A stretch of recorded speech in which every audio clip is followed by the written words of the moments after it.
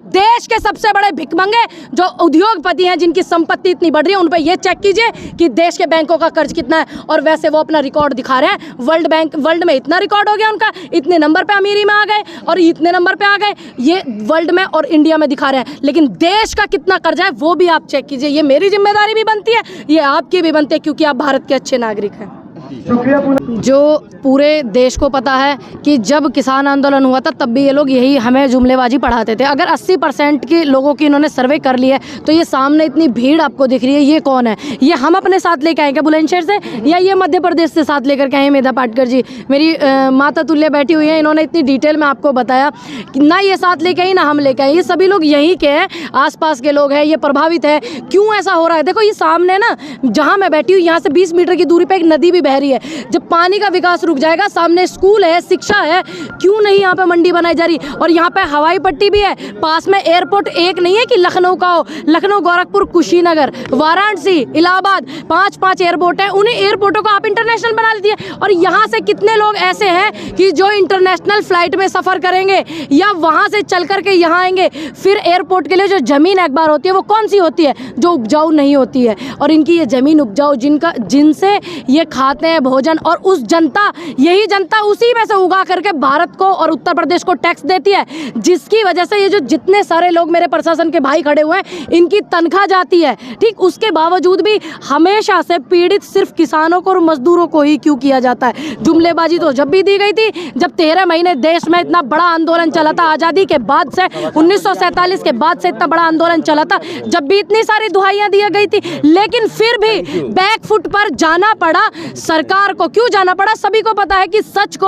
आज कभी नहीं होती है, इसलिए हम लोग सच के साथ हैं। और ये इतने सारी महिला जो बैठी हैं, महिलाओं के साथ में इनकी बदसलूकियां करना, कुछ लोग ऐसे होते हैं जो वर्दी को भी बदनाम करते हैं। मेरी बहन बता रही थी सुनीता अभी आते ही मुझे तुरंत कि मुझे इतनी बदतमीजी की गई पुलिस के हमारे भाइयों ने, तो मैं सबको ना बोल करके उनको तो बोल सकती हूँ ना जिन्होंने ऐसी हरकत की। ये मेरे उत्तर प्रदेश या देश की पुलिस का काम ये नहीं है।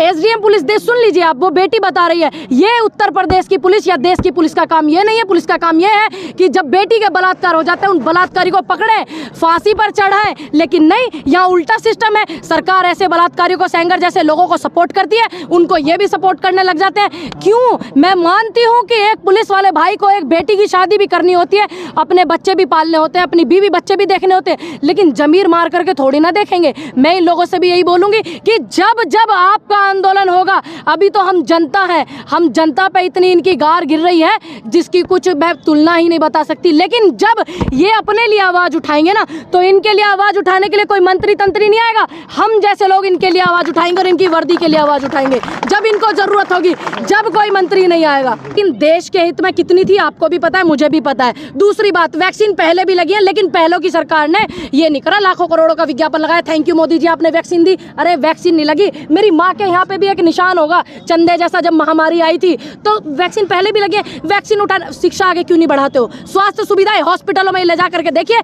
कुत्ते मुंह चाट रहे, एक्सीडेंट जिनके हो जाते हैं। इमरजेंसी वार्ड में आप देख रहे 3 दिन से डिबेट कर रहे हैं चैनल वाले। क्या है सिस्टम? सिस्टम को कौन बदलेगा? आप और हम मिल करके बदलेंगे, नहीं तो इस सिस्टम को एकदम घींगे की तरह अंदर से खोखला कर देंगे और आपको और हमें ऐसे सौंप देंगे, कह देंगे देश में धन ही नहीं बचा। इतना लॉकडाउन में कितनी लाशें तैरी, मैंने भी देखी, आपने भी देखी, हमने और आपने मदद की। कौन से मंत्री ने मदद की जब लॉकडाउन में लाशें तैर रही, ऑक्सीजन के लिए लोग भटक रहे थे? गाजियाबाद में जो सांसद हैं गाजियाबाद के, उनके भाई के लिए नहीं ऑक्सीजन मिल रही, तो आप और हम क्या, हमारे लिए क्या मुहैया करेंगे? जो प्रकृति ने हमें दिया हुआ है, उस ईश्वर ने हमें दिया हुआ है, ये हमारी नेचुरलिटी भी छीन रहे हैं जो परमात्मा ने हमें दी हुई है। तो मेरा आप सभी लोगों से अनुरोध है,